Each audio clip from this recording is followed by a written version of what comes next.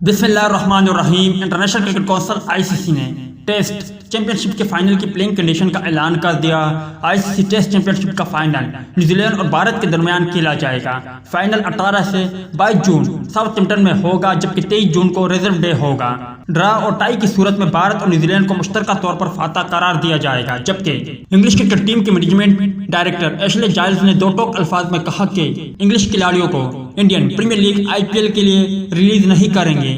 Ashley Giles نے یہ بھی تصدیق کی ہے کہ انگلش کرکٹ بورڈ کا ہندوستان کے خلاف آئندہ ٹیسٹ سیریز کی شیڈول میں رد و بدل کا کوئی منصوبہ نہیں ہے تاکہ IPL کے لیے بڑی ونڈو مل سکے۔ ایشلے جائلز نے کہا کہ ستمبر میں 5ویں ٹیسٹ کے اختتام کے بعد ہمارے پاس ایک مکمل شیڈول ہے۔ ہم اگلے 2 روز میں بنگلہ دیش روانہ ہوں گے اور پھر پاکستان جائیں گے، جس کے بعد T20 ورلڈ کپ شیڈول ہے۔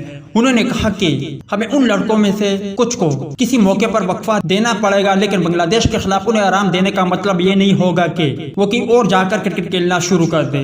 یاد رہے کہ اطلاعات کے مطابق IPL ستمبر سے دوبارہ شروع ہوگی اور 12 اکتوبر کو فائنل کھیلا جائے گا۔ اسی دوران انگلینڈ بنگلہ دیش اور پاکستان کا دورہ کرے گا۔ ایشلے جائلز نے کہا کہ ہمیں بھی اپنا شیڈول سنبھالنا ہے، لہٰذا ہم اپنے لڑکوں کو T20 ورلڈ کپ اور ایشز کے لیے بہترین طرح تیار کریں گے۔